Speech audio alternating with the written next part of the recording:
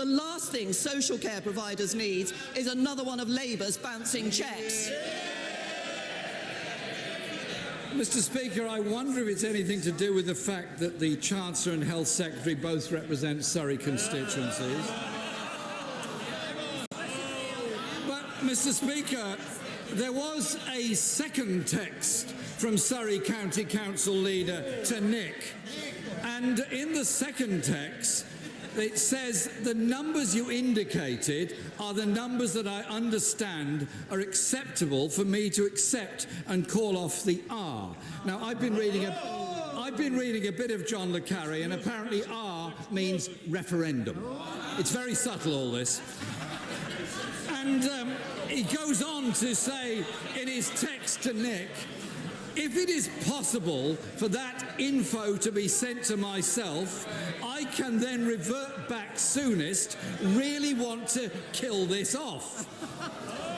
So how much did the government offer Surrey to kill this off? And is the same sweetheart deal on offer to every council facing the social care crisis created by her government? I've made clear to the right honourable gentleman what has been made available to every council, which is the ability to raise the precept. And I have to say to him... Order! As colleagues know, I never mind how long Prime Minister's questions take. The questions must be heard and the answers must be heard. The Prime Minister. I have to say to him, he comes to the dispatch box making all sorts of claims. Yet again, what we get from Labour are alternative facts.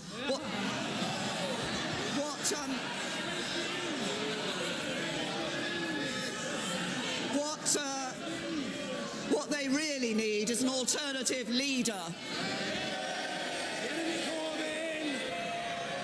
Mr. Speaker, my question was, what deal had been offered to Surrey that got them to call off a referendum, and will the same deal be offered to every other council going through a social care crisis? Mr. Speaker, hospital wards are overcrowded. 1 million people aren't getting the care they need, and family members, mostly women, are having to give up work to care for loved ones. Every day that the Prime Minister fails to act, this crisis gets worse. So will she finally come clean and provide local authorities with the funding they need to fund social care properly, so that our often elderly and vulnerable people can be treated with the support and dignity that they deserve in a civilised society?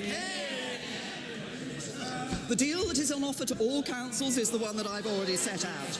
But let me just be very clear with the right honourable gentleman, because as ever he stands up and consistently asks for more spending, more money, more funding. What he always fails to recognise is that you can only spend money on social care and on the National Health Service if you have a strong economy to deliver the wealth that you need. There is a fundamental difference between us. When I talk... Order! I'm sorry, there's still too much noise in the chamber. People observing our proceedings here and outside want the questions heard and the answers heard, and they will be. The Prime Minister. There is a difference between us. When I talk about £500 billion, that's the money we'll be spending on the NHS this Parliament. When Labour talk about £500 billion, it's the money they want to borrow. Conservatives investing in the NHS, Labour bankrupting Britain. Thank you, Mr. Speaker. There are significant challenges facing this great nation of ours, Prime Minister, one of which is tackling mental health, particularly for young people. The pressures of juggling school life, family life, and staying safe and feeling valued online are more difficult than ever. Would the Prime Minister agree with me to meet with me and my team to discuss a mental health app that we've been working on and developing to give young people a toolbox to help them in their times of crisis? I'm very interested to hear of the work that my honourable friend is doing in this important area. As he knows, I think mental health is an area where we do need to put more of a focus and make real progress. I'm pleased to say that something like 1,400 more people are accessing mental health services now every day, which is an advance, but more needs to be done. We are putting more money, £68 million, in improving mental health care through digital innovation, which sounds as if it fits right into what my honourable friend is looking at. And there will be a particular focus on that with children and young people's mental health in mind. And he might want to look out for the Department of Health and Department of Education joint green paper they're going to be publishing on this in October. Angus Robertson. Speaker, last night parliamentarians from across the chamber and across the parties voted overwhelmingly against the UK government's Brexit plans in the Scottish Parliament. If the United Kingdom is a partnership of equals, will the Prime Minister compromise like the Scottish Government and reach a negotiated agreement before invoking Article 50, or will she just carry on regardless? I can, as the right honourable gentleman knows, when the UK government negotiates, it will be negotiating as the government for the whole of the United Kingdom. We have put in place the JMC arrangements through various committees which enable us to work closely with the devolved administrations to identify the particular issues that they want to see represented in as we put our views together. We have said that we will intensify the discussions within that JMC arrangement, and that is exactly what we will be doing. Angus Robertson. Mr. Speaker, when the Prime Minister was in Edinburgh on the 15th of July last year, she pledged that she would, and I quote, not trigger Article 50 until she had an agreed UK-wide approach. Correct. So given that the Scottish Parliament has voted overwhelmingly against her approach, and all bar one MP representing a Scottish constituency in this House of Commons has voted against her approach, she does not have an agreed UK-wide approach. Now, Mr. Speaker, as the Prime Minister knows, a lot of people in Scotland watch Prime Minister's questions. So will she tell those viewers in Scotland whether she intends to keep her word to Scotland or not? We are ensuring that we are working closely with the Scottish Government and indeed with the other devolved administrations as we take this matter forward. I would just remind the right honourable gentleman of two things. First of all, the Supreme Court was very clear that the Scottish Parliament does not have a veto on the triggering of Article 50. The bill that is going through the House, obviously, is giving the power to the government to trigger Article 50. And I would also remind him of this point, because he constantly refers to the interests of Scotland inside the European Union. An independent Scotland would not be in the European Union. Mr. Speaker, the people of Rossendale and Darwin warmly welcome the government's housing white paper. Will my right honourable friend confirm that when it comes to providing more security for renters, building more affordable homes and helping people buy their own home, it is this party, the Conservative Party, that is fixing our broken housing market?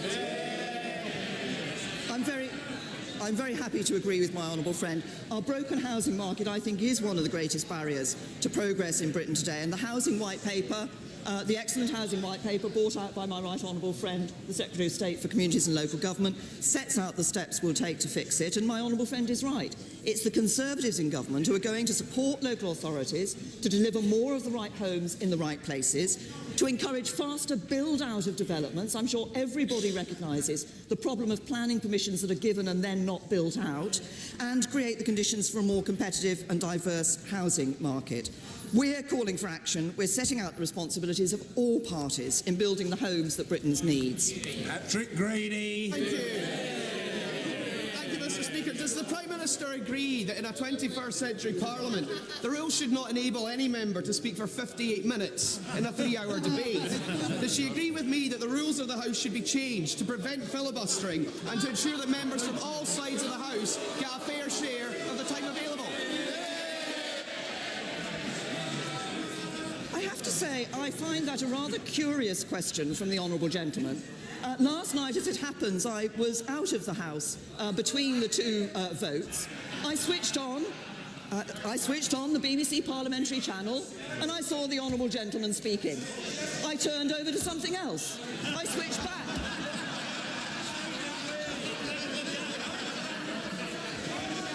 I switched back to the parliamentary channel. I saw the honourable gentleman still speaking. I switched over to something else.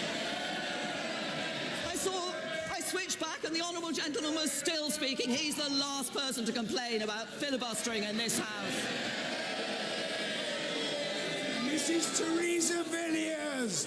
Mr. Speaker, as we prepare to take... Order! Mr. Doherty Hughes, you seem to be in a state of permanent overexcitement. Calm yourself, man. Take some sort of medicament and it will soothe you. We must hear Mrs. Villiers. Mr. Speaker, as we prepare in this House to take back control over our laws on agriculture, will she agree to use Brexit as an opportunity to strengthen, not weaken, the rules which safeguard the welfare of animals? My right honourable friend does raise an important point that is, I know, of concern to many people in this House and outside. And we should be proud in the UK that we have some of the highest animal welfare standards in the world. Indeed, one of the highest scores for animal protection in the world. And leaving the EU will not change this. And I can assure my right honourable friend that we are committed to maintaining and, where possible, improving standards of welfare in the UK, while ensuring, of course, that our industry is not put at a competitive disadvantage. Gavin Newlands! Thank you very much, Mr. Speaker. Last week, the Russian Duma shamefully decriminalised domestic violence committed against women and children. Given the Prime Minister's new Global Britain approach, I trust the government will encourage Russia to rethink this regressive approach which trivialises domestic violence. Does she agree that ratifying the Istanbul Convention would send a message to Russia and the world about the priority that should be placed on ending gender-based violence? Can I first of all say to the honourable gentleman that I'm proud that in this country we have strengthened the law on domestic violence and violence against women and girls. We see this as a retrograde step by the Russian government. Repealing existing legislation sends out absolutely the wrong message on what is a global problem. We have joined others in both the Council of Europe and the OSCE in criticising this decision. Mr. Ian Stewart. Thank you, Mr. Speaker. Each year the NHS reportedly spends £80 million more than it needs to on prescriptions for basic painkillers that can be sourced much more cheaply. Yet at the same time, secondary breast cancer patients face being denied life-extending drugs like Kadcyla by NICE. May I ask my right honourable friend to review this poor allocation of resources and give breast cancer sufferers the hope that they deserve? This is obviously a very important issue that my honourable friend has raised. I understand that actually on the point of basic medication, it isn't the fact that the NHS pays more for basic painkillers than on the high street. In fact, their prices are lower. And in the case of Kadcyla and similar drugs, it is right that the difficult decisions are made on the basis of the clinical evidence. I understand NICE is undertaking a comprehensive assessment before making a final recommendation, and in the meantime, Kadcyla is still available to patients. Tom Elliott. Thank you, Mr. Speaker. And last month, Sir Anthony Hart published his report on historical institutional abuse in Northern Ireland. Given the uncertain political situation in the institutions in Northern Ireland, if the Executive is not up and running again within the month, will the Prime Minister commit to implementing that report on historical institutional abuse in full? This was obviously an important review that was undertaken, and of course we have our own inquiry into historic child abuse taking place in England and Wales. I recognise the point the honourable gentleman makes about the looking ahead to the future. We obviously have the elections on the 2nd of March. There will then be a limited period of time for an executive to be put together. I fervently hope and would encourage all parties to work very hard to ensure that an executive can be put together in Northern Ireland to maintain the devolved institutions. I don't want to see the benefits that have come of progress being undone at this stage. And I'm sure that looking ahead, whatever is necessary will be done to ensure that the findings of that report are taken into account and acted on. James Morris. Thank you, Mr. Speaker. The Prime Minister has been crystal clear in her negotiating objectives as we prepare to leave the European Union. But would the Prime Minister agree with me that regions like the West Midlands, part of which I represent, needs a voice in those negotiations to ensure that we take the opportunities presented by Brexit to raise investment in education, skills and infrastructure in the region, to ensure that her vision of a global Britain represents the interests of all the regions of England as well as the broader United Kingdom?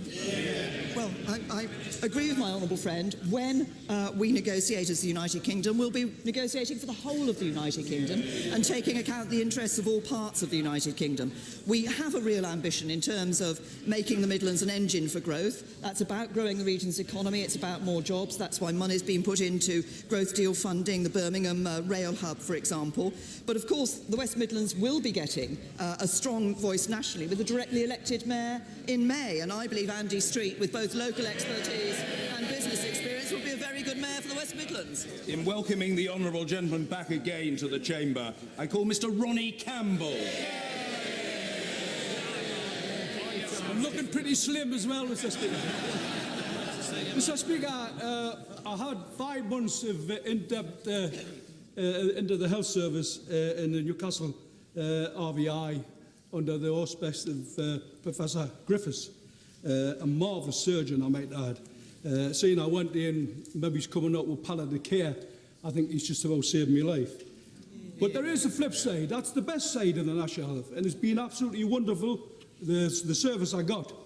But there is a flip side, and the flip side is what we're seeing today. And now we have designated nurses, who call them corridor nurses, and they're in the corridor, and they're looking after patients on trolleys. I'm quite honest, Prime Minister, that's not the way we want our health service to run. We want it the way to run what saved me. Get your purse open and give them the money that they want.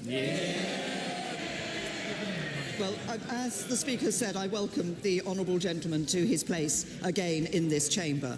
And I commend all those, the surgeon and all those who have treated him in the National Health Service that has enabled him to be here today and to continue his duties.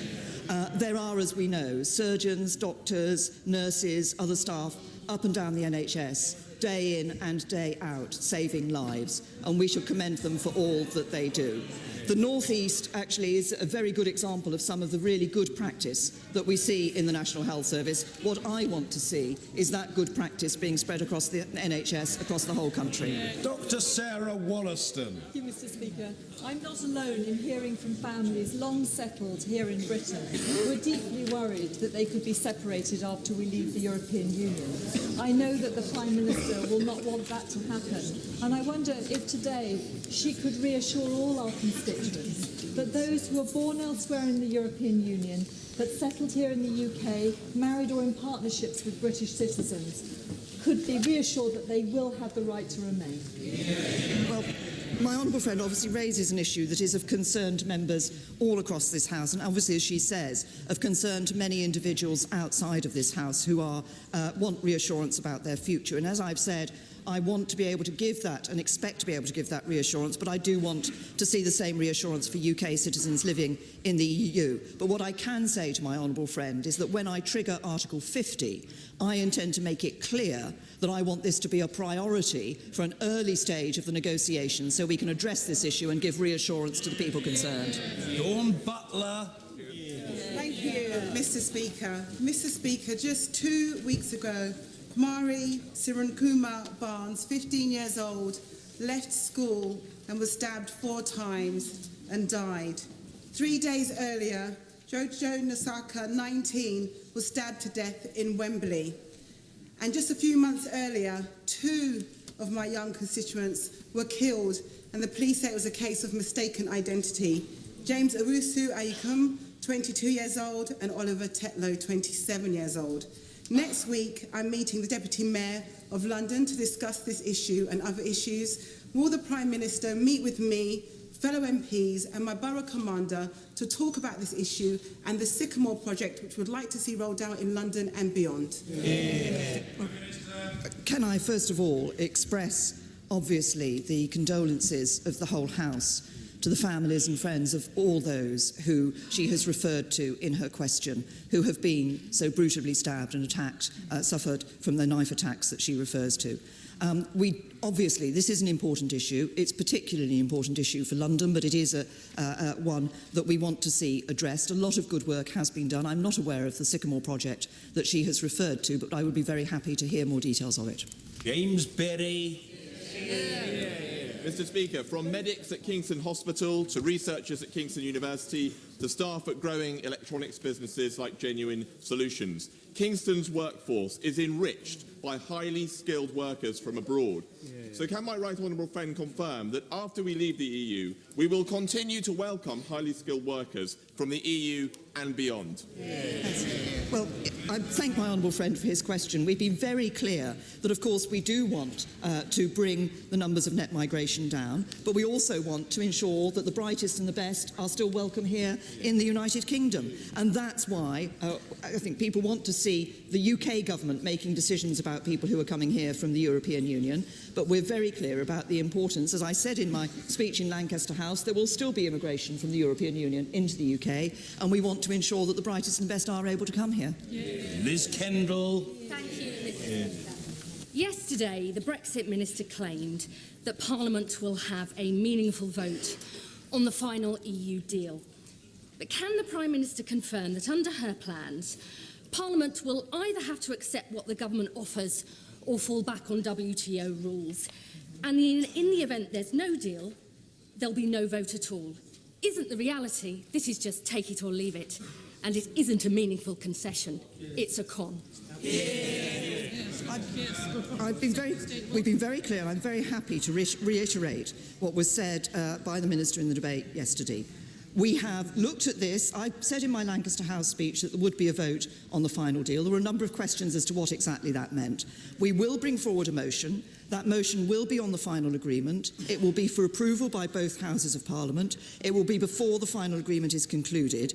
And we do expect, because I know this has been an issue for a number of honourable and right honourable members, we do expect and intend that that will happen before the European Parliament debate and vote, before it debates and votes on the final agreement. Graham Brady.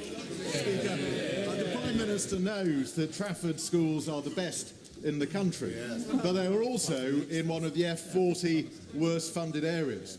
But perversely, the draft funding formula would actually cut funding for Trafford schools, not increase it.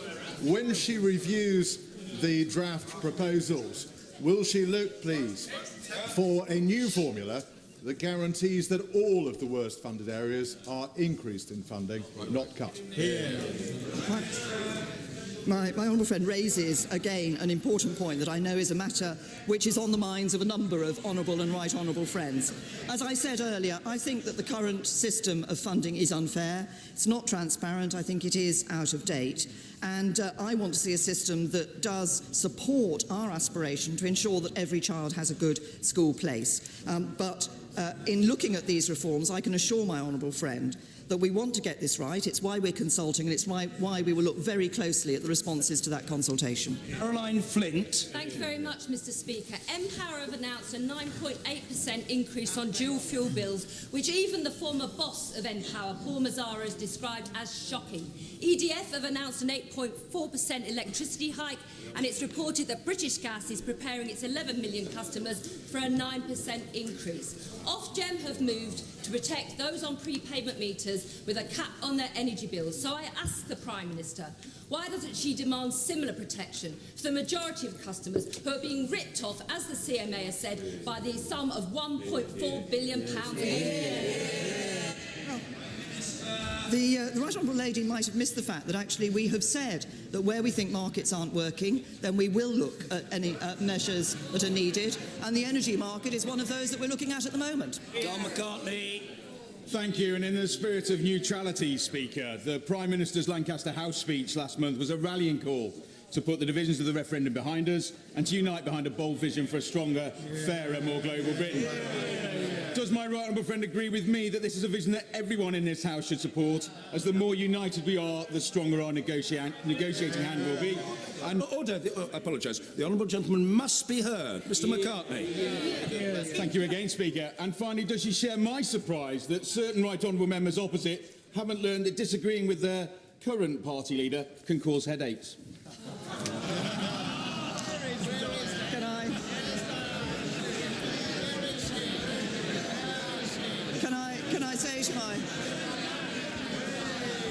Can I say to my honourable friend, he is absolutely right that I think the country wants us in this House and everybody in the country wants to unite behind the government's work to ensure that we get the best possible deal for the United Kingdom as we leave the European Union, and I believe that we can get a deal that actually is going to be in the interest both of the UK and of the European Union. I had hoped that I was going to be able to welcome the Shadow Home Secretary to the front bench in time for the vote that is going to take place later tonight. Perhaps members of the Labour Party are starting to realise that the only real headache is their leader.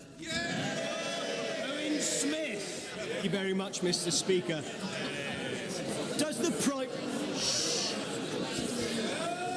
Does the Prime Minister agree with the Director General of the World Trade Organization that if Britain were to leave the EU on WTO terms, it would cost £9 billion in lost trade each year? What we want to do is to ensure that we negotiate a deal with the European Union that enables us to have the best possible deal in trading with and operating within the European Union single market in goods and services. I believe that's possible precisely because, as I've just said in response to my honourable friend, the member for Lincoln, I believe that is a deal that is good not just for us but for the EU as well. Julian Sturdy. Thank you, Mr. Speaker. The Prime Minister rightly argues for true parity of esteem between mental and physical health, but parents in York have been told that their children must wait up to a year for an assessment by the Child and Adolescent Mental Health Services. As the Department of Health actually does not currently record these figures, would the Prime Minister consider making the monitoring of CAM's waiting times a requirement? My honourable friend has raised an important point. As I set out a few weeks ago, we will be looking, the government will be reviewing the operation of CAM services across the country because I recognise some of the concerns that honourable members have raised about this. We want to ensure that children and young people have easy access at the right time to mental health because of the evidence that a significant proportion of mental health problems that arise later in life actually start at the age when children and adolescents. We have made more money available to support transformation in children and young people's mental health, but the Shadow Health Secretary, the Health Secretary is on.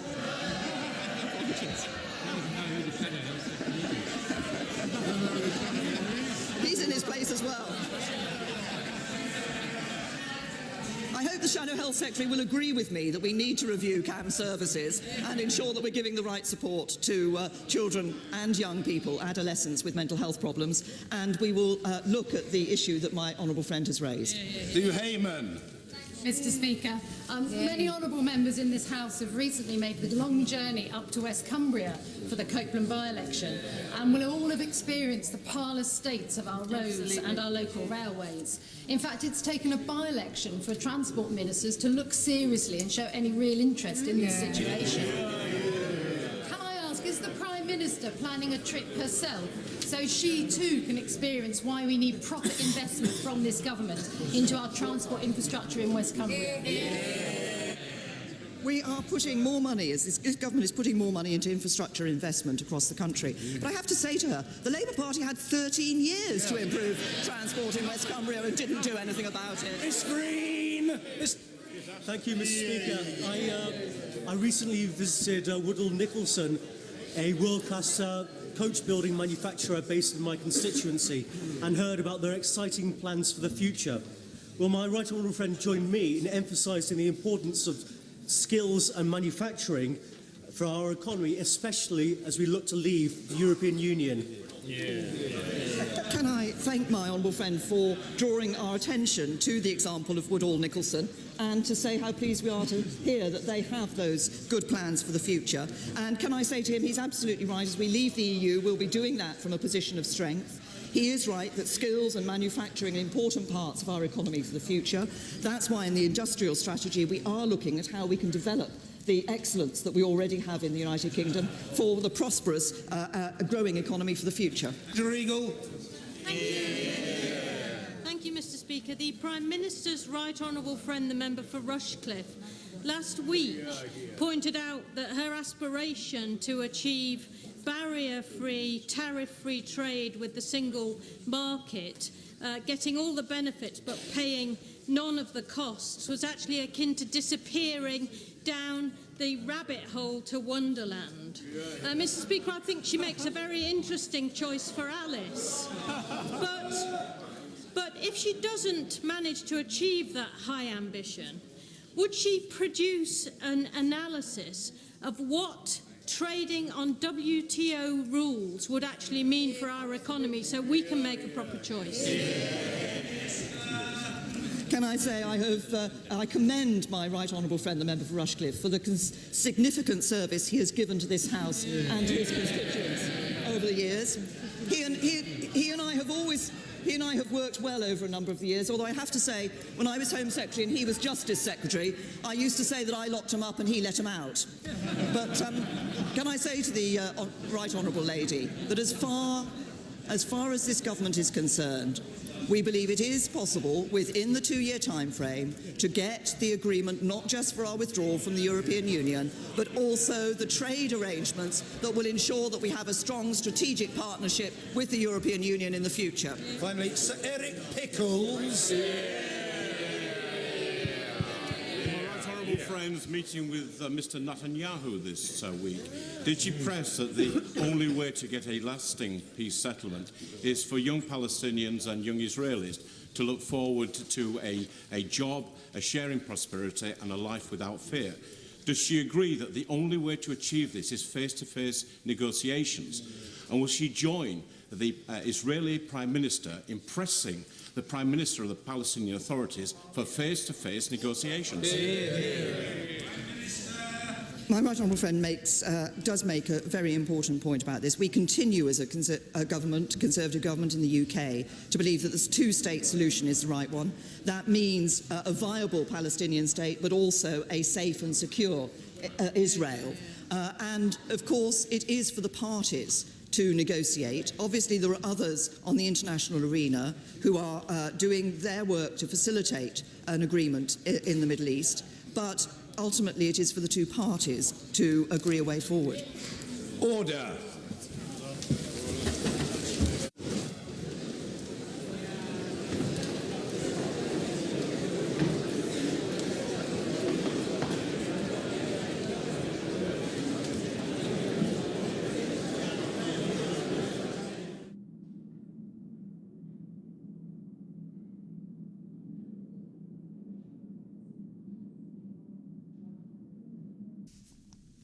And you can see Prime Minister's Question Time every Wednesday at 7 a.m. Eastern here on C-SPAN 2. Of course, we are giving you live coverage of the U.S. Senate at this time. But if you missed any of what we just showed you, you can see Prime Minister's Questions in its entirety Sunday night at 9 Eastern and then again at midnight Eastern. We continue with live coverage of the U.S. Senate this morning. Senate remaining in a quorum call in the midst of debate on the nomination of Alabama Senator Jeff Sessions' nomination to be the next U.S. Attorney General.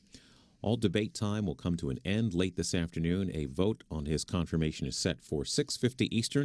And, of course, we'll have it live for you here on C-SPAN 2.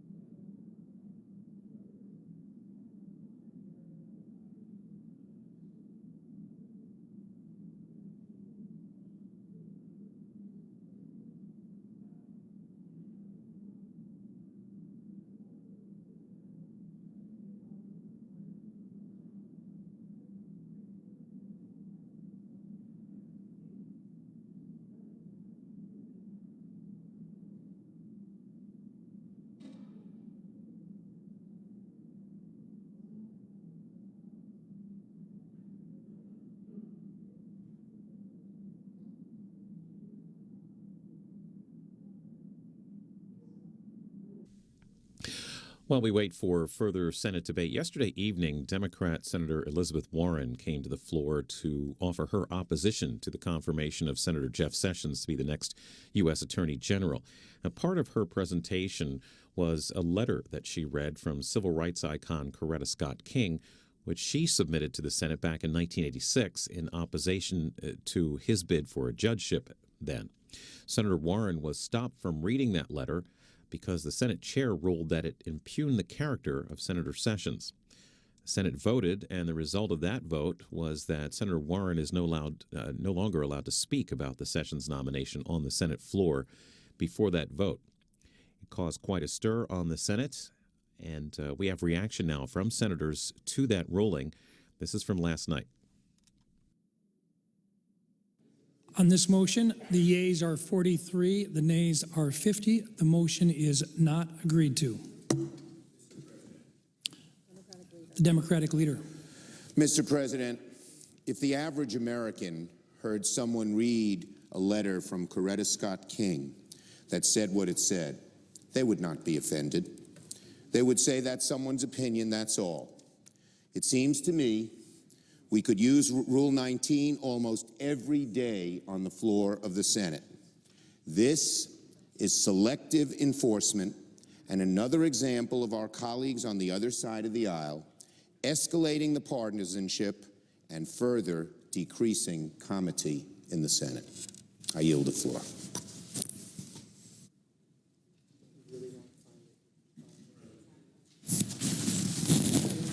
Senator from Rhode Island. Mr. President, I have a question. I guess it's in the nature of a parliamentary question, and that is whether it would be in order to ask unanimous consent that the letter from which Senator Warren read be put into the record as a confirmation that she was, in fact, accurately reading from the letter, that it be added as an exhibit in the congressional record.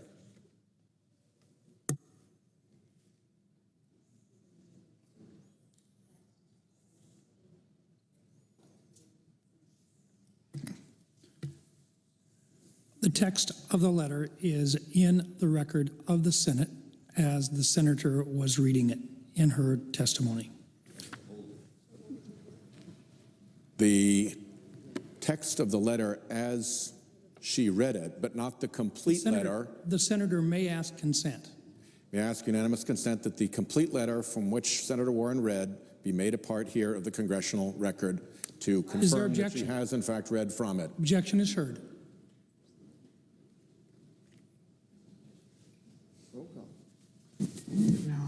No. Mr. President. Senator from Vermont. Mr. President, this is fascinating. I'd say to my colleagues, I've served here longer than any member of this body. Been here 42 years. I've been here when Democrats were in the majority and when the Republicans were in the majority. The Democratic presidents, Republican presidents. I never, ever saw a time when a member of the Senate who has to put into the record a letter, especially by a civil rights icon, and somebody objected. It's always been done.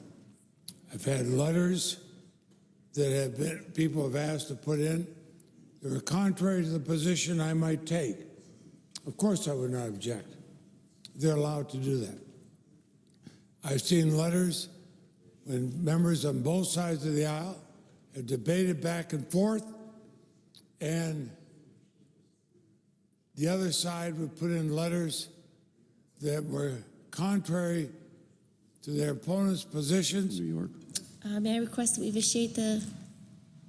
Wait, what do we want to say? Sorry. Yeah, may we vitiate the quorum call? Without objection. Thank you. I rise today to oppose the nomination of Senator Sessions for the Attorney General. And I'd like to preface my remarks with just a statement of and recognition of the outpouring I've received from my state, from constituents. I have letters, I have postcards sent some with the Statue of Liberty. I have letters from every corner of my state passionately writing about their views on President Trump's nominations, particularly Senator Sessions. I'd like to read one letter because I think it really summarizes the views of so many New Yorkers. This constituent writes, "As your constituent and as a Reformed Jew, I strongly urge you to oppose the nomination of Senator Jeff Sessions as Attorney General. As the top law enforcement official in the country, the Attorney General has substantial power over the administration of key legislation that advances the fundamental rights of all people, regardless of race, class, sexual orientation, sex, gender identity, national origin. Senator Sessions' firmly established record of opposition to protection and the advancement of voting rights, LGBTQ equality, women's rights, immigration reform, and religious freedom suggest that he would not fulfill the Department of Justice's mandate to provide equal protection under the law of all people." The letter goes on to talk about his votes, particularly against the Matthew Shepard and James Byrd Jr. Hate Crimes Prevention Act, against the defense, when it was added to an amendment to the Defense Authorization Act. He also talks about voting against the Violence Against Women's Act. In the words of Leviticus 19:18, "Love thy neighbor as yourself," guide us to stand up against bias, prejudice, and discrimination. We cannot place the responsibility of leading the Department of Justice, the federal agency directly responsible for ensuring equal protection, in the hands of someone whose record demonstrates insufficient commitment to key civil rights protections. I urge you to oppose Senator Sessions. Our country, Mr. President, desperately needs an Attorney General who will reject discrimination in all forms. We need an Attorney General who will defend our civil rights and human rights with no exceptions. We need an Attorney General who will not be afraid to challenge the President if an order is illegal or unconstitutional. Senator Sessions has not made it clear that he would use his power as Attorney General to stand up for the voiceless and the oppressed, or to stand up to the President when he's wrong. Already, in just a few weeks of this new administration, President Trump has begun to test the strength and limits of our Constitution. He has challenged the separation of powers. He has lashed out against the free press. He has singled out individual religions and even individual judges. Now, more than ever, we need an Attorney General whose commitment to defending our Constitution goes far beyond the commitment to any one particular president or one particular party. Would Senator Sessions challenge the President when he needs to be challenged? During the presidential campaign, when the tape was revealed of then-candidate Trump bragging about groping women against her will, Senator Sessions said he thought it was a stretch to call it sexual assault. He said, quote, "I don't characterize that as sexual assault." We need an Attorney General who knows very clearly what sexual assault is and who cares enough to prosecute it. Senator Sessions has voted to make our gun background check system even weaker and voted against limits on high-capacity magazines, and he opposed legislation to make interstate gun trafficking a federal crime. We need an Attorney General who will stand up for victims of gun violence and their families. Throughout his career in the Senate, Senator Sessions has voted against or spoken out against important legislation so important to my constituents: the Violence Against Women's Act, the Lilly Ledbetter Fair Pay Act, the Voting Rights Act.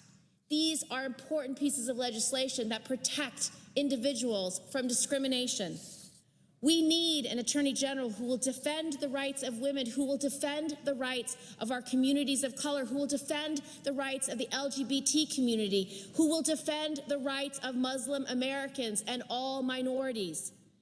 We need an Attorney General who will fight every day for equal justice and equal protection under the laws. Senator Sessions has no record of doing that, and I have no reason to believe that he will do that as Attorney General. So I oppose Senator Sessions' nomination as Attorney General, and I urge my colleagues to do the same. I ask unanimous consent to enter these letters into the record. Without objection. I suggest the absence of a quorum. The clerk will call the roll. Mr. Alexander.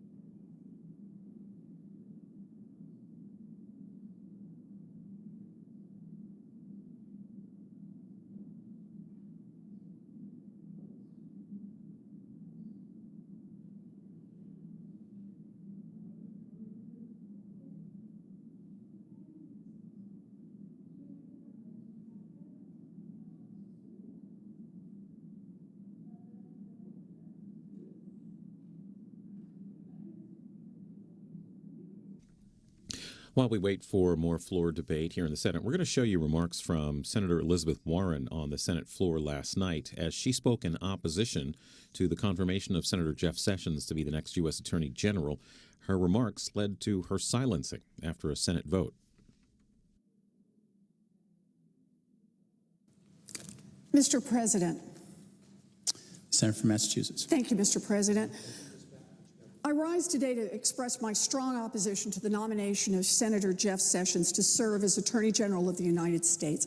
And I ask, where are the senators who will say no to the nomination of Senator Jeff Sessions as Attorney General of the United States? I hope there are at least enough senators here who understand that America is careening over a constitutional cliff and that all of us, regardless of political party, need an Attorney General who can be relied on to enforce the laws fairly and to fight back against lawless overreach by an out-of-control president. On January 27th, the world turned upside down for tens of thousands of people directly affected by President Trump's executive order, turning America's back on refugees around the world and immigrants from 7 Muslim-majority countries. Last week, I told many of their stories. I spoke about students and professors, about mothers and children, about friends and neighbors, real people who were turned away, detained, or deported based solely on their religion or the simple fact that they were fleeing war. We all breathed a sigh of relief when a court temporarily halted that order, but we know that the fight continues to permanently overturn this unlawful, unconstitutional, and deeply immoral executive order. But that isn't all that happened last week. Last week, the acting Attorney General of the United States refused to defend President Trump's unlawful and unconstitutional executive order. So, President Trump fired her. That's right, the President of the United States fired the nation's top law enforcement officer for refusing to defend an unlawful, unconstitutional, and deeply immoral order. And last week, after days of slow walking or ignoring judicial decisions, President Trump went on the attack. Thank you, Mr. President. I ask Assistant to dispense the quorum call. Without objection. Thank you, Mr. President. The job of the Attorney General of the United States is to enforce laws that protect the rights of each and every American. More than ever, we need leaders who can bring Americans together to improve police-community relations, to ensure that all Americans have access to the ballot, and to reform our criminal justice system. In the city in which I live, in Cleveland, we are under a consent decree today, which already is improving relations between the police and the community. We saw it more than a decade ago in Cincinnati, where Mayor Cranley, as then a member of council, now the mayor, has worked with the community and have others. We see more people of color in the police department. We see better training for police. We see improved relations in that community, in large part because the community came together. Police, community leaders, citizens, to make for better relationships and better relations inside the community. The consent decree there made a huge difference in that city. The consent decree in Cleveland is making a difference there. And that's partly the job of the Attorney General, to make sure the Department of Justice stays on course to do that. When we think of leaders whom we need to improve police-community relations and to assure Americans have access to the ballot and reform our criminal justice system, Senator Sessions is simply not that leader. It's not personal. I've worked with Senator Sessions on issues like trade. We have strong, you actually even told him that if he had been nominated as a trade representative, I would happily vote for him. But we have strong policy differences on the issues that directly fall under the role of the Attorney General. I examined his nearly 40-year record as a U.S. attorney, the Attorney General of Alabama, a U.S. senator, and based on that record, I was the first in the Senate to say that I cannot support his nomination. I told Senator Sessions that on the floor of the Senate after I made that decision before I announced it.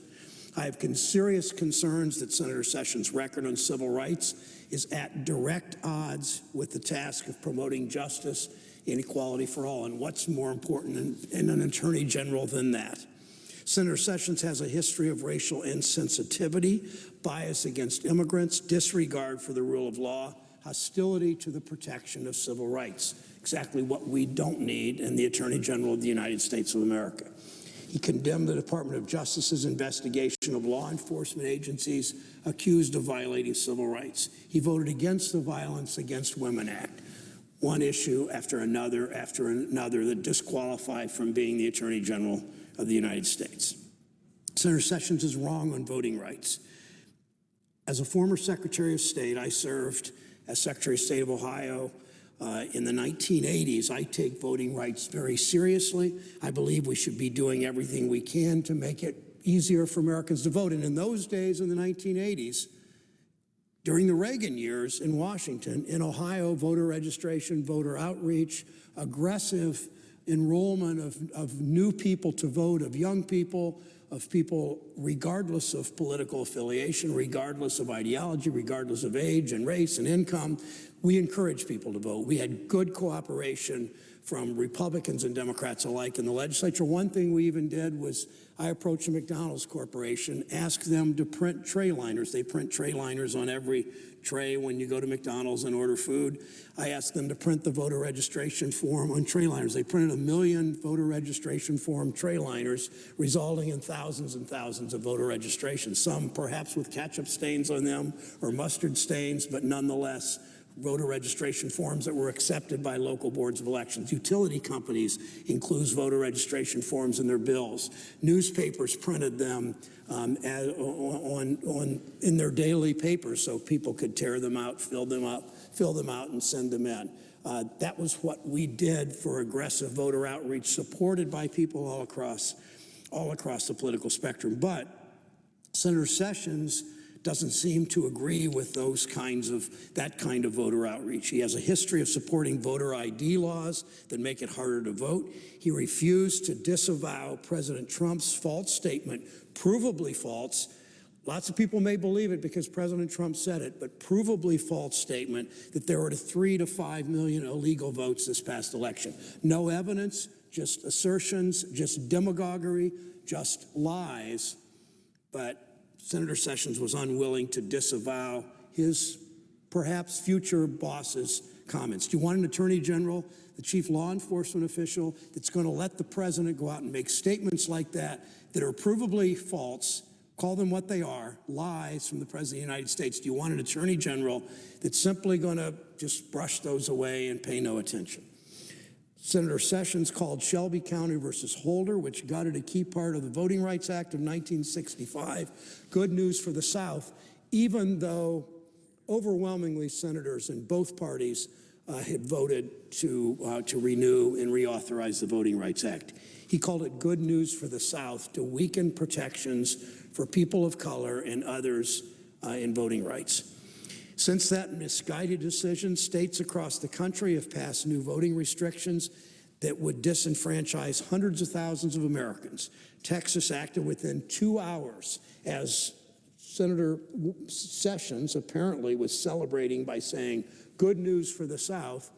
Texas moved within 2 hours of the decision. Alabama, taking their cue from people like Senator Sessions, acted the next day to restrict voting rights. As soon as the court moved in a way the court hadn't moved in 5 decades, state after state began to restrict voting rights because they had license to, because they had a green light, because they had now legal authority, something they hadn't had in 50 years. At least 17 states have passed new voting restrictions since the Shelby County decision. Although my state wasn't covered by it, my state shamefully is one of those that has restricted voting rights. Even though in the 80s into the 90s, people of both parties joined me in wanting to expand voting rights and make sure that everybody, regardless of disability or age or gender or race or nationality or income, was able to vote. We know who's hurt most by these laws, and there's political reason for it. We know who's hurt most. It's African Americans, it's Latinos, it's young people, it's seniors. Just happened to be, the political reason just happened to be the voters who potentially might vote against the far right, which has lobbied hard on after the decision to scale back voting rights. Senator Sessions called the Voting Rights Act intrusive. Tell that to Congressman Lewis, who was beat up walking across the Edmund Pettus Bridge in Selma in Senator Sessions' state, who risked his life numbers of times, who was injured more probably than anybody in the civil rights movement, including in his home state of Alabama, Congressman Lewis's, now Congressman Lewis, Senator Sessions' home state of Alabama. Senator Sessions knows what happened to secure those voting rights for African Americans in his state. He was a young man at the time and saw what happened in the 50s and Rosa Parks and John Lewis in the 50s and the 60s, and still he calls the Voting Rights Act intrusive. And I remember in my state, in 2004, people had to wait 6 hours in Lorain County to vote. In Knox County, people had to wait 9 hours to vote. And in the people that penalizes the most are not people of higher income who tend to have a little more flexibility in their schedule. It's working families who can't take time off work, who can leave work during lunch, go vote, go back to work. If they have to wait more than 30 or 40 or 50 minutes or an hour, they often can't do it. That have to pick up their kids, where daycare is expensive, and we know that many of them just give up and don't vote, which might just be the purpose of people behind the Shelby County versus Holder decision. 1981, when signing an extension to the Voting Rights Act, President Reagan called the right to vote the crown jewel of American liberties. President Reagan said it's the crown jewel of American liberties. Senator Sessions called the Voting Rights Act intrusive. Again, President Reagan said voting rights, signing the extension of the Voting Rights Act, the extension, a couple of extensions later, that the court pulled back with Shelby County versus Holder. Keep that in mind. This President Reagan, and sometimes these passed the Congress unanimously. President Reagan said it was the crown jewel of American liberties. The Attorney General designee calls Voting Rights Act intrusive. We need an Attorney General who would use the full extent of his powers to protect the right to vote, not stand by as state after state attempts to suppress it. The Attorney General, as a senator, has stood by while the President of the United States has falsely simply lied about 3 to 5 million illegal voters. The Attorney General designee stood by, said nothing, was unwilling to criticize the President of the United States. I'm concerned that when state after state attempts to suppress the vote and roll back voting rights, that he will stand by and do nothing then, because he called the Voting Rights Act intrusive. Criminal justice reform. We need to reform our criminal justice system, stop ruining the lives of far too many young black men over nonviolent offenses. Senator Sessions has opposed bipartisan efforts, and there have been a number of them and a number of courageous leaders in this body who have sometimes taken politically unpopular positions on criminal justice reform and done the right thing. Senator Sessions, however, has opposed bipartisan efforts at criminal justice reform. He called consent decrees. At the outset of my speech, I mentioned Cleveland and Cincinnati, where it's a decade and a half later has proven to be a success. Cleveland, where it's shaping up to be a success. He's called consent decrees that mandate reform of law enforcement agencies, quote, an end run around the democratic process. Reform of law enforcement agencies in many ways means better police training with real dollars and real effort put into that police training. Again, he calls all of this an end run around the democratic process. Senator Sessions blocked bipartisan efforts to reduce sentences for certain nonviolent drug offenses. Now, Mr. President, and there is surely a need for an independent Attorney General, and that's my third sort of macro concern about my colleague Senator Sessions being elevated to be the Attorney General of the United States of America. In light of President Trump's cruel and foolish and badly executed executive order on immigrants and refugees, we need an Attorney General who will be an independent voice, beholden to the Constitution and the American people, not to the President. We've seen this order wreak havoc on Ohio students and families. Cleveland father had waited 4 years to reunite with his 14-year-old son, forced to wait even longer when his refugee son was banned. We're a nation that embraces refugees. My son-in-law, at the age of 10, was living in El Salvador with his family. His mother was a journalist. His mother was the target of threats to her life because of the political violence in El Salvador. My son-in-law's family, he was 10, as I said, came to the United States and was welcomed in this country. We welcome refugees who are victims or potential victims or about to be victims of political violence or of violence of any kind. And that's what we are as a nation. My son-in-law, his family now, he's married to our daughter. They now have a son who's not much more than a year old. He's been a terrific citizen of this country. He's contributed a lot. We know that the great majority of refugees, when they come here, they build lives and they make a difference in the world, and they can live in a free, prosperous nation with opportunity. I mentioned the Cleveland father. I mentioned my son-in-law. A doctor on her way to the Cleveland Clinic to help treat Ohioans was sent back.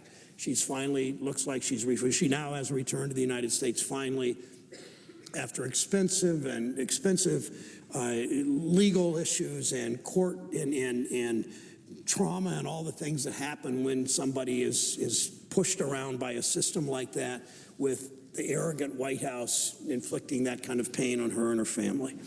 Iraqis who risk their lives to American troops to help American troops have been told there's no place for you here. Think about that. A translator in Iraq, the first night after the executive order, a translator from Iraq, an Iraqi who had helped American troops and whose own life was threatened. He knew he had to leave his country because a number of people targeted people that helped the Americans. He came here. He was handcuffed for hour after hour after hour at a New York airport. And what message does that send to people who help Americans, who help the American armed forces around the world? Students are prevented from coming to our state to learn and contribute at our great Ohio universities. We saw that at Ohio State. We're seeing that at other places. Judges across the country appointed by Republican and Democratic presidents are striking down this order because it's not constitutional. It doesn't represent American values. It makes us less, not more safe. Now, in 2015, Senator Sessions questioned Sally Yates at her confirmation to be Deputy Attorney General, asking her this question: do you think the Attorney General has the responsibility to say no to the President if he asks for something that's improper? Now, this is Senator Sessions asking an Obama nominee, do you think the Attorney General has the responsibility to say no to the President if he asks for something that's improper?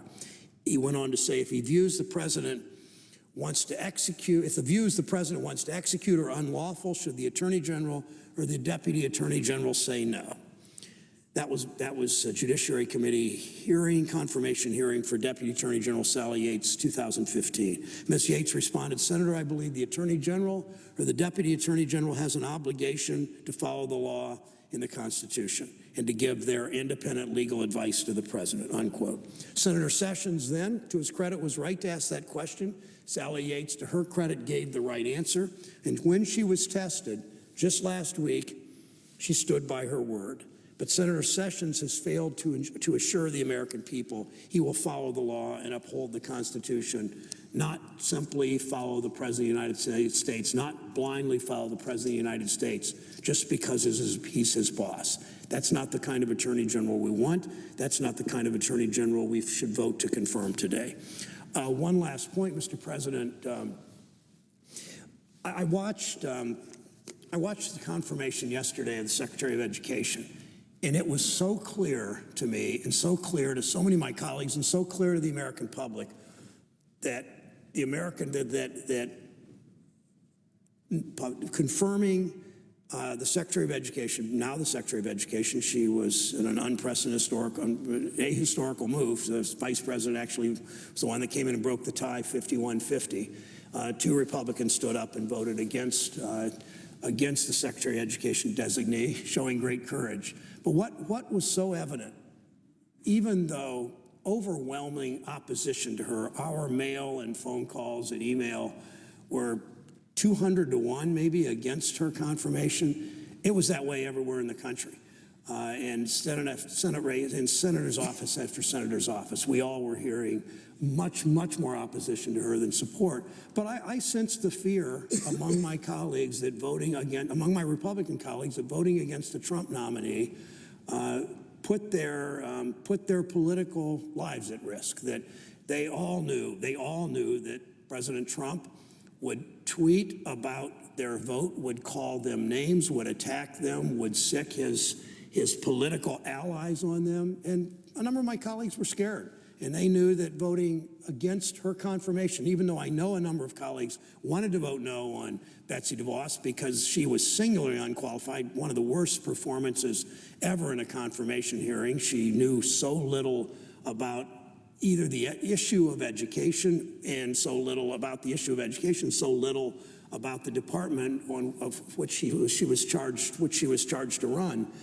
Nonetheless, they voted for her. Some voted for her for legitimate reasons in their mind. They like her ideology. They like her for-profit charter schools. They're anti-public education, all those things. But a number of my colleagues, I'm convinced, voted for her because they were afraid of what the President of the United States would do. And you can't run a country by being fearful of the President of the United States. And I'm afraid, Mr. President, that in this Attorney General vote, we're seeing some of the same fear from some of my Republican colleagues, that standing up to this president, which they will eventually do, but they're unwilling to do it now. That's why we've only seen two senators, Senator Murkowski and Senator Collins, two Republican senators vote no on any of these nominations. And I voted for about half of them, voted against about half of them. I plan to vote against Congressman Price because he wants to raise the eligibility age of Medicare. I think about the barber in Warren and the factory worker in Mansfield and the waitress at a diner in Fenley and working a manufacturing worker in Huber Heights. I know they shouldn't be expected to work until they're 67 or even 70 to be eligible for Medicare. I will vote against him. I will vote against Mr. Mnuchin, who lied to the committee first about $100 million investment he had, which he forgot about.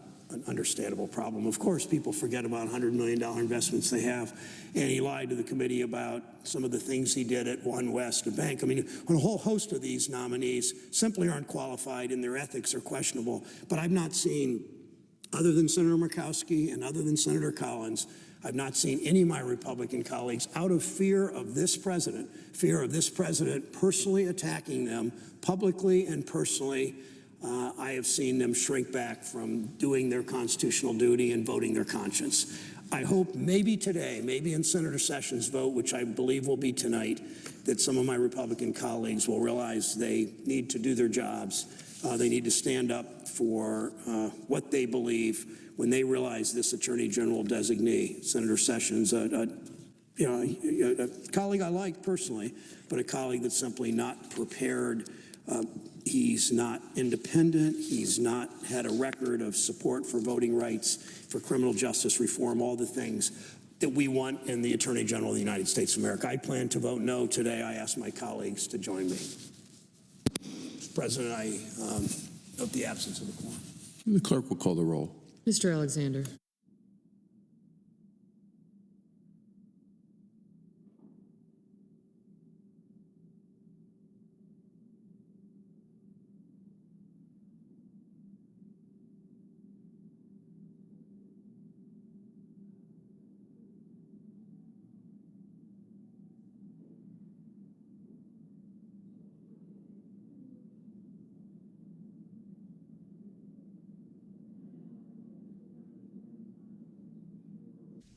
The debate on the confirmation of Attorney General nominee Alabama Senator Jeff Sessions expected to continue through the afternoon right up to the vote, which is set for 6:50 p.m. Eastern, We'll have live coverage of that vote here on C-SPAN 2.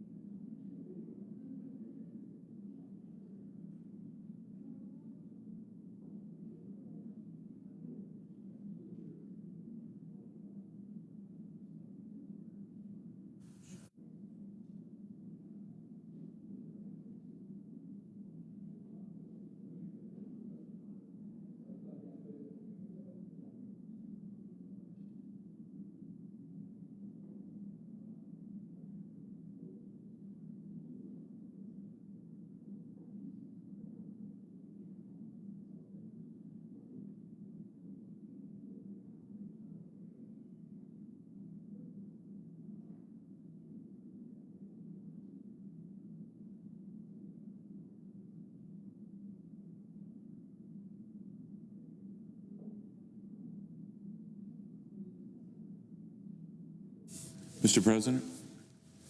Senator from Pennsylvania. Mr. President, I ask the quorum call be vitiated. Without objection.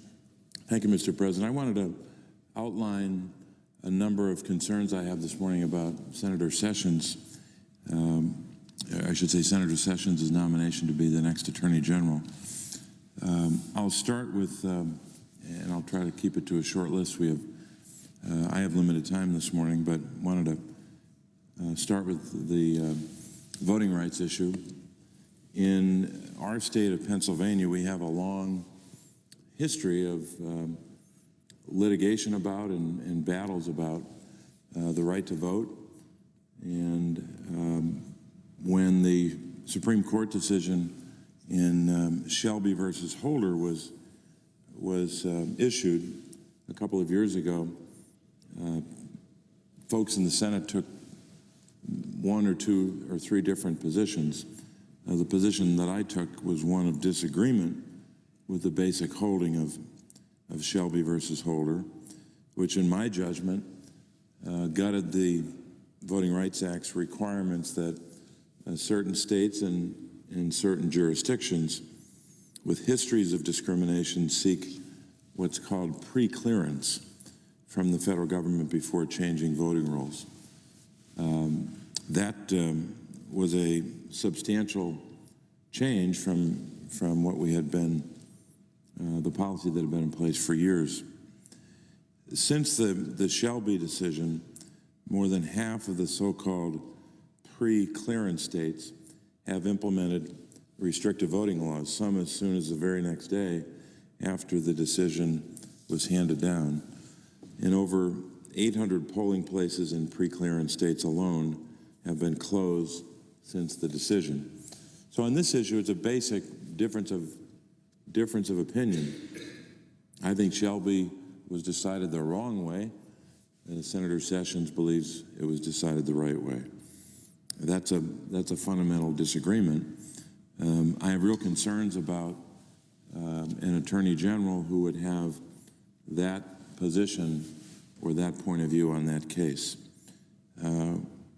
I don't know for sure what he would do as Attorney General. I can't predict that, but I can certainly raise concerns about that decision.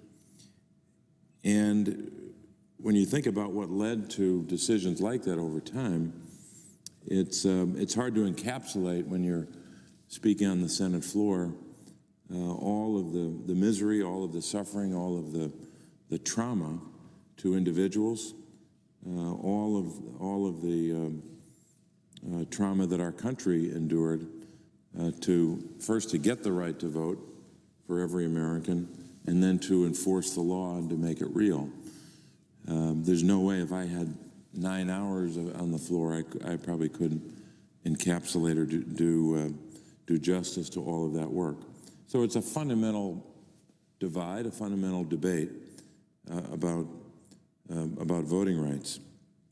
For me, as someone who represents Pennsylvania, we have a particular interest in the issue of voter ID laws. They're the kind of laws that followed the Shelby decision. Some of them predated Shelby. But we had a major debate in Pennsylvania back in 2012, where the Pennsylvania General Assembly passed, meaning the House and the Senate passed, and the governor signed into law a voter ID law. And then litigation commenced and went all the way through the court system in Pennsylvania. And the final decision was that the law was struck down. The voter ID law was struck down. So it's a major point of contention in Pennsylvania. Some have asserted over time that there's widespread voter fraud. We've heard that even more recently. I'm still waiting for the evidence of that. But that's certainly an issue that we'll continue to debate here in Washington. But I think the last thing we need in the United States of America is more restrictive voter ID laws. We should be hoping we could expand the opportunity for people to vote. Where there are barriers erected, knock them down. Where there are impediments to the right to vote, push through them, or put in place strategies to overcome them. And again, I think that's just a basic difference between Senator Sessions and me in terms of our approach to voter ID laws. We had a searing experience in Pennsylvania, which I think left a lasting impression on the people of our state. Another issue which I think is of critical importance in every administration at every time, but maybe ever more so today and with regard to this new administration. The administration now is in a major litigation battle regarding what's been described as a travel ban. It's probably shorthand, but that's my best description of it. And it's been a matter that's been litigated in several United States federal district courts, and now it's in front of an appellate court, and who knows, the next step after this may be the United States Supreme Court. I raise that not to debate the substance of it. We could do that for a long while, I guess, but I raise it on the question of independence. And there are certain jobs in government. I had one of them in state government.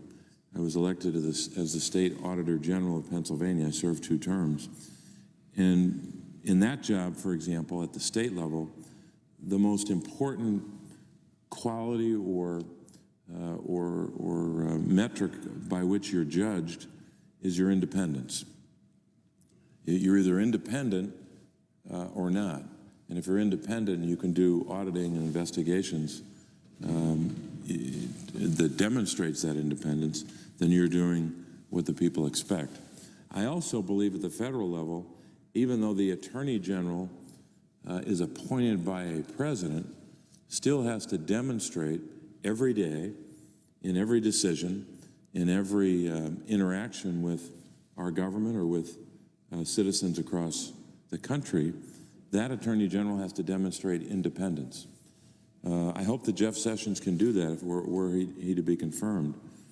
But I have some doubts based upon, not only based upon the recent campaign and statements made, but I also have some significant concerns in light of what's happened recently. I would hope, and I think every American has a reasonable expectation, that any Attorney General will be totally independent, even if they agree with the President on a number of issues, that they'll be totally independent when it comes to basic questions of law and justice. And I have some doubts in the case of this nominee. So independence is a significant concern across the country. We've had a long debate in this country. It's part of it, I think, came to closure a couple of years ago in the Supreme Court with regard to marriage equality. That worked its way through the courts as well. I was in support of and happy about the decision the Supreme Court made on marriage equality. It's another basic difference that I have with the nominee for Attorney General. And once again, I think that's one of those kind of basic issues that divides the parties. It doesn't mean you can't work together. It doesn't mean you can't have a good relationship. But I would hope that the Attorney General of the United States, of either party, would make sure that decision as it relates to marriage equality would be enforced, and that it would be the subject of some praise or some at least rhetorical support for the outcome in that case. I think the country took a step in the right direction where every American, whether they're gay or lesbian or bisexual or transgender, were finally accorded the full measure of respect, the full measure of inclusion when it came to the issue of marriage. So that's another basic disagreement that I have. So we don't know what the outcome of this confirmation vote will be. I think we have some sense of it, but regardless of the final outcome, these differences will remain, and I think we have to be honest about basic fundamental differences, and that's one of the reasons we have a confirmation process. That's why we have advise and consent. That's why we have hearings and hundreds, if not thousands, of questions, because each of these nominees are granted enormous power, and in some instances, unlike Senator Sessions, but in some instances, they are appointed to positions where they will have substantial impact on people's lives for years. Tens of millions of Americans' lives will be impacted by their decisions. So they should have to go through a thorough vetting process and a very rigorous ultimate confirmation process, because they're being accorded great power, and they are servants of the people. They have to remember that that's what their job is, to be servants. So I know some want to shorten or truncate or make easier this path to confirmation for all of these cabinet nominations, or I should say all these cabinet positions. I think the people expect a thorough vetting, and we're still in the midst of that with regard to several of these positions.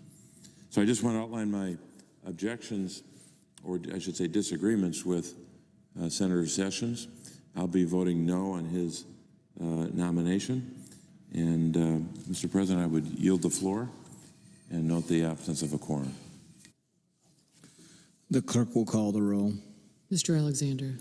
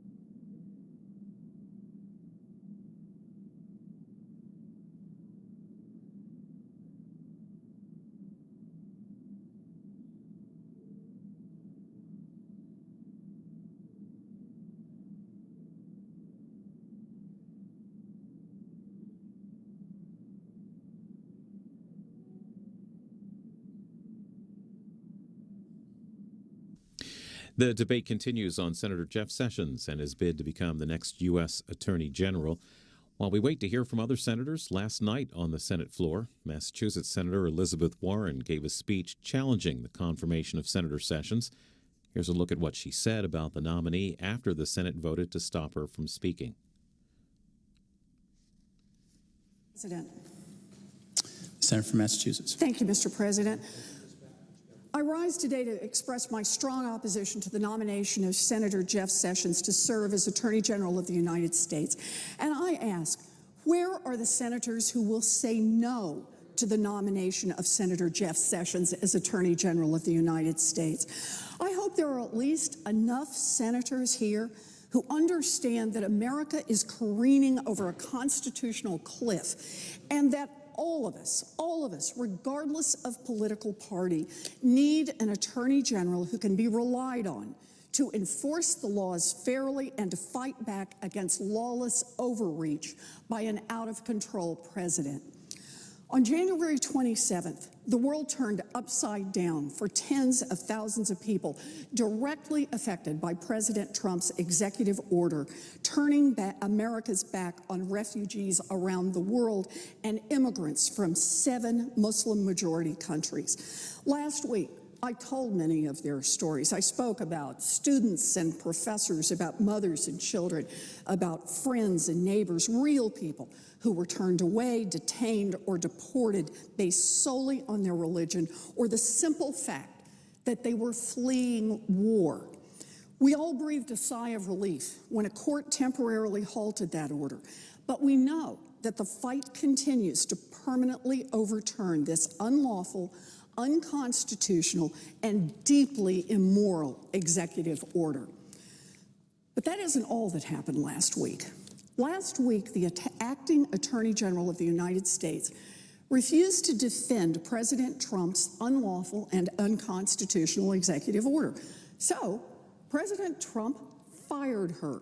That's right, the President of the United States fired the nation's top law enforcement officer for refusing to defend an unlawful, unconstitutional, and deeply immoral order. And last week, after days of slow walking or ignoring judicial decisions, President Trump went on the attack. He raged against the judge who temporarily halted his order, calling him a so-called judge and questioning his authority to act. That's right. The President of the United States attacked the legal authority of an individual district court judge lawfully appointed by George W. Bush and confirmed unanimously by the Senate to pass judgment on Trump's executive orders. You know, these are dangerous times. At times like this, it is more important than ever that the Attorney General of the United States has the guts and the independence and the good moral judgment to stand up to the president when he seeks to violate the Constitution and ignore the law. At his confirmation hearing last month, Senator Sessions claimed to be that person. I got to say, I wish it were true. I really do. I wish the president's campaign had been different. I wish his actions now were different. I wish that we could give his nominees the benefit of the doubt. But I will not ignore the real world, as unpleasant as it is, and neither can anyone in this Senate. In the real world, Senator Sessions obviously isn't going to stand up to the president's campaign of bigotry. How could he? In the real world, Senator Sessions is one of the principal architects of that campaign. Senator Sessions made a special name for himself for being a particularly vitriolic opponent of common sense immigration policies. He railed against legal immigrants. He attacked cities and states that focus on keeping their communities safe instead of serving as a national deportation force. He's called Islam a toxic ideology and a threat to our nation. Despite the plain language of the Constitution, Senator Sessions doesn't think that children born in the United States should automatically become citizens. He wants to round up and deport dreamers who were brought to the United States as kids. Does all that sound familiar? Well, it should, because Senator Sessions was an early and energetic supporter of then-candidate Donald Trump, and the senator played a key role in shaping what has become the most extreme, most divisive, and most dangerous immigration policies of any president in decades. Senator Sessions' radical views are not limited to immigration. On issue after issue after issue, Senator Sessions has displayed open hostility to the rights of all Americans. He has made derogatory and racist comments that should have no place in our justice system. As a federal prosecutor, he got involved in a voting rights case against those who were trying to help American citizens who were lawfully registered to vote. Yep, that's right. He brought a case against civil rights workers who helped African American voters submit absentee ballots. While serving as Alabama's Attorney General, he reportedly made numerous racist comments, including saying he thought the KKK was okay until he learned that they smoked weed. He called a white attorney representing black clients in a civil rights case a disgrace to his race. He claimed that the NAACP and the ACLU were un-American. In a speech in 2006, he said, and I'm quoting here, "Fundamentally, almost no one coming from the Dominican Republic to the United States is coming here because they have a provable skill that would benefit us and that would indicate their likely success in our society." End quote. According to Sessions, Dominicans come to the United States by engaging in fraud.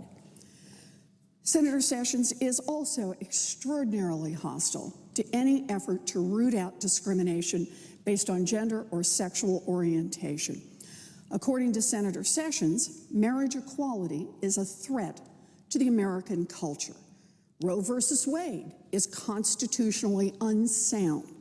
Employers should be able to fire you because they don't like who you love. He's voted against equal pay for equal work. He's even voted against the Violence Against Women Act. And it doesn't stop there. On crime, Senator Sessions' solution is to lock up people for even minor, low-level offenses, throw away the key. He has advocated for expanding prisons for youth, aggressively prosecuting marijuana offenses, and eliminating parole or reduced prison time for good behavior. During the 2016 presidential campaign, he heaped praise on then-candidate Donald Trump for having once taken out a racially tinged full-page newspaper ad advocating for the death penalty for the Central Park Five, the Black and Latino teenagers who were falsely accused and convicted of raping a young woman in New York's Central Park. You know, Senator Sessions is not a plain old conservative Republican. Nope. Senator Sessions occupies a place way out at the radical fringe of his party, regularly taking positions that are far more extreme than his other Republican colleagues. For example, when Republicans and Democrats came together to pass a common-sense bipartisan immigration bill, Senator Sessions worked overtime to make sure that the bill did not make it through the House. When Republicans and Democrats came together to propose legislation to reform our broken federal criminal sentencing laws, Senator Sessions was part of the handful of senators that ensured that the bill would not get a vote here in the Senate. Senator Sessions has been a public figure for decades. None of this is secret, and much of it is completely indefensible. But President Trump wants this man. So the same Republican senators who once fought Senator Sessions tooth and nail have now launched a massive PR campaign to try to repair his public image. That case against the civil rights workers helping blacks in Alabama to vote, hey, you got it all wrong. He was just trying to help out other African Americans who were concerned about voting irregularities. Yeah. His vote against the Violence Against Women Act, his position on LGBTQ rights, his opposition to a woman's right to choose, hey, don't worry about it. He says he will vigorously enforce the law once he becomes Attorney General. Give me a break. The law enforcement power of the United States of America is an awesome thing. In the right hands, in steady and impartial hands, it can be used to defend all of us, to defend our laws, to defend our Constitution. But in the wrong hands, it can be used to bully and intimidate the defenseless, to destroy lives, to undermine American democracy itself. Senator Sessions is not misunderstood. Senator Sessions has never been misunderstood. For decades, it has been absolutely clear where he stands. And now the time is here for every senator to make absolutely clear where they stand as well. Let's be clear. Winning a seat in the United States Senate does not exempt a cabinet nominee from the close scrutiny that all nominees to lead our government deserve. It does not change the Senate's constitutional responsibility to examine a nominee to make certain that that nominee will faithfully and fairly enforce the laws of the United States of America. And it does not relieve the Senate of its duty to reject nominees whose records demonstrate that they will not stand up for American values and constitutional principles. When it comes to the Senate confirming someone to be Attorney General, the highest law enforcement officer in this country, we are all personally responsible for that choice. To put Senator Sessions in charge of the Department of Justice is an insult to African Americans. To put Senator Sessions in charge of the Department of Justice is a direct threat to immigrants. To put Senator Sessions in charge of the Department of Justice is a deliberate affront to every LGBTQ person. To put Senator Sessions in charge of the Department of Justice is an affront to women. So I ask again, where are the senators who will say no to Senator Sessions as Attorney General of the United States? 30 years ago, a Republican-controlled Senate took the extraordinary step of rejecting Senator Sessions' nomination to serve as a federal judge. They had the courage to stand up for the principles that transcend party affiliation: fairness, equality, justice for all. Their rejection sent a message that that kind of dangerous, toxic hatred has no place in our courts. I urge them again today to exert that moral leadership and to send a message that this kind of dangerous, toxic hatred has no place in our Justice Department. I urge them to set aside politics and do what they know is right.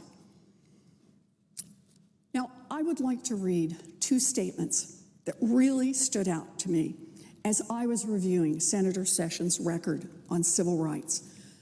One is...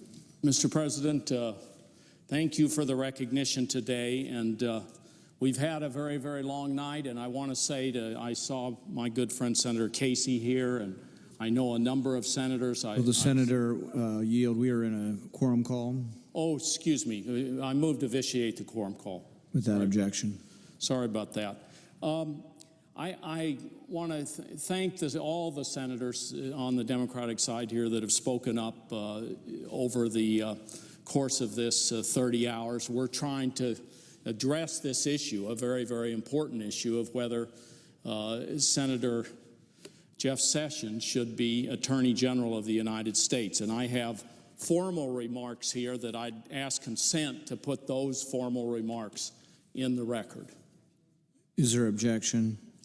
Without objection. And in the remarks that I'm going to give now, I may draw some of them from the formal remarks I have. I just want to say, you know, I come from my home state, New Mexico, majority-minority state. We have, these are the rough numbers, but about 47% Hispanic, 10% Native American. Those are our large minority populations, majority-minority state. And I can tell you since this administration has come in, people are very worried about their voting rights. They're worried about their democracy. I've been home to New Mexico and heard the exchanges. I've heard the various emails. People are concerned about the issue that goes to the heart of this nomination, which is the voting, how Senator Sessions would behave as Attorney General on the issue of voting rights. And so I fully understand the importance of Rule 19 and civility. I try in my activity here on the Senate floor to be as civil as possible, but I think there's a bigger issue here. So I fully understand the importance of Rule 19. God knows we need to maintain civility in this esteemed body. But when a member of this body has chosen to be considered for an office outside this body, and in the case of Senator Sessions, for an office in a department in which he has previously served, then his record in that office, for better or worse, is critical to our consideration. When Mr. Sessions exercised his duties as United States Attorney in Alabama under the supervision of the United States Attorney General, the office he now seeks, his record on voting rights, the backbone of our democracy, was subject to serious question. In the context of this confirmation hearing,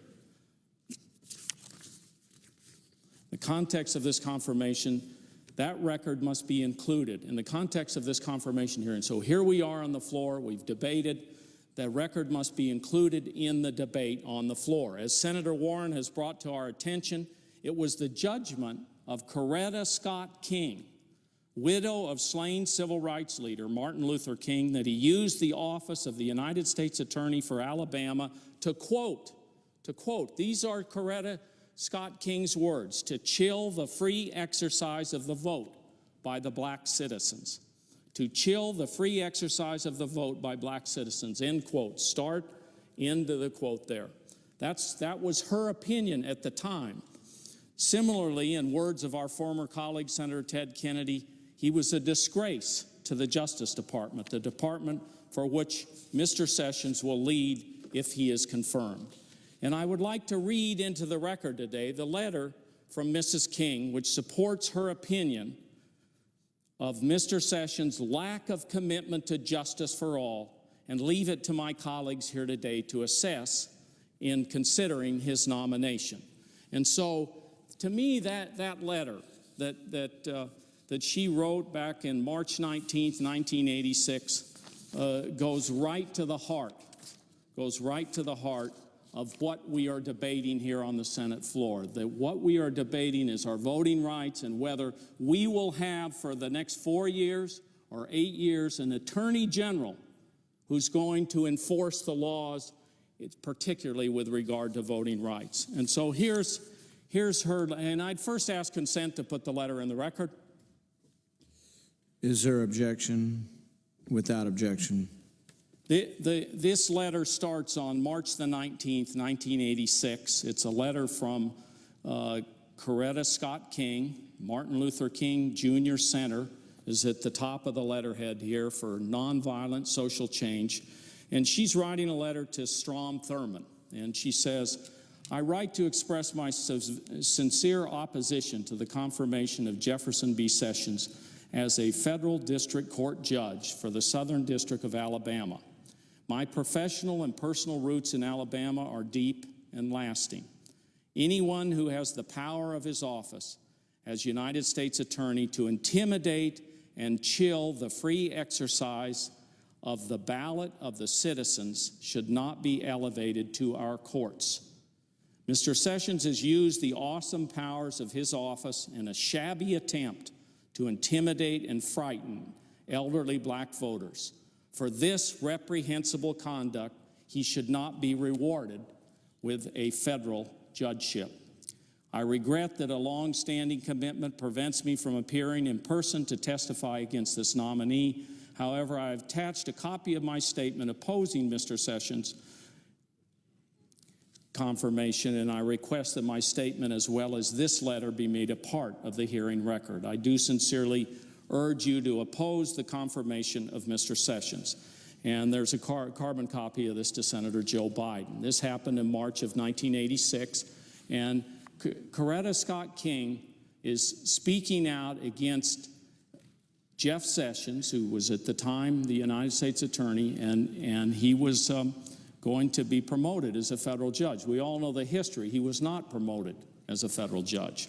And here's her statement that she asked to be read at the Senate Judiciary Committee on Thursday, March the 13th, 1986. Mr. Chairman and members of the committee, thank you for allowing me this opportunity to express my strong opposition to the nomination of Jefferson Sessions for a federal district judgeship for the Southern District of Alabama. My long-standing commitment, which I shared with my husband, Martin, to protect and enhance the rights of black Americans, rights which include equal justice to the democratic process, compels me to testify today. Civil rights leaders, including my husband and Albert Turner, have fought long and hard to achieve free and unfettered access to the ballot box. Mr. Sessions has used the awesome power of his office to chill the free exercise of the vote by black citizens in the district he now serves. He now seeks to serve as a federal judge. This simply cannot be allowed to happen. Mr. Sessions' conduct as U.S. Attorney, from his politically motivated voting fraud prosecutions to his indifference towards criminal violations of civil rights laws, indicates that he lacks the temperament, fairness, and judgment to be a federal judge. The Voting Rights Act was and still is vitally important to the future of democracy in the United States. I was privileged to join Martin and many others during the Selma to Montgomery March for voting rights in 1965. Martin was particularly impressed by the determination to get the franchise of blacks in Selma and neighboring Perry County. As he wrote, certainly no community in the history of the Negro struggle has responded with the enthusiasm of Selma and her neighboring town of Marion, where Birmingham depended largely upon students and unemployed adults to participate in nonviolent protest of the denial of the franchise. Selma was involved fully 10% of the Negro population in active demonstrations, and at least half the Negro population in Marion was arrested on one day. Martin was referring, of course, to a group that included the defendants recently prosecuted for assisting elderly and illiterate blacks to exercise that franchise. In fact, Martin anticipated from the depth of their commitment 20 years ago that a united political organization would remain in Perry County long after other marches had left. This organization, the Perry County Civil League, started by Mr. Turner, Mr. Hogue, and others,